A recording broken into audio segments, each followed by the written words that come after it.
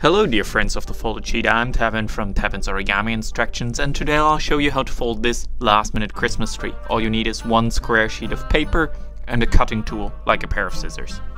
You should use solid color paper, but I'll use a white backside so it's easier to differentiate between them, and you start by folding the paper in half both ways. First parallel to the edges like so, then turn the paper around and then fold diagonally. So the diagonals are folds in the other direction than the parallel lines.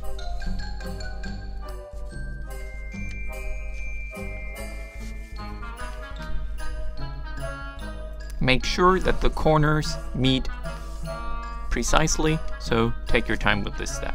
Then fold it in half again, like this, and then push the corners of the paper together like this. Now you have 4 flaps, 2 on each side, and the top is open like this. Then take one of the flaps and fold it to the center. Once you're done with this, lift the top layer of that flap up and separate it. Then squash, fold everything flat. Hide it again. We will do this 3 more times, so don't worry if you didn't get it this time. Diagonal pre-crease like this, then lifting up the top layer, separating them, and pushing everything flat. After that, turn over this shape and just keep going until you squash folded all 4 corners of our sheet. Separate the layers and then just use the other hand to push it flat like this. And one last time, squash fold.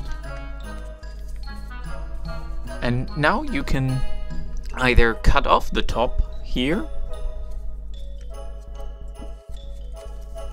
those here, you could cut them off with a pair of scissors, or fold them in. I prefer folding them in. That takes a little bit longer but gives a little more strength to the whole shape. What I do is I take the corner here and just fold it in. With this extra piece of paper that I'm hiding, I have a guideline like this, and then I reinforce the crease. So I take this one corner here and just fold up as far as it goes. The edge here gives me an orientation line so I can't fold too far, and it's super straight because I'm using the edge as a guideline. Yeah, just like this, and then collapse everything together again, and this triangle shape will be the shape of our Christmas tree with several layers, and make sure that all creases are firm. And now you have either 2 options. You just cut through all layers at once.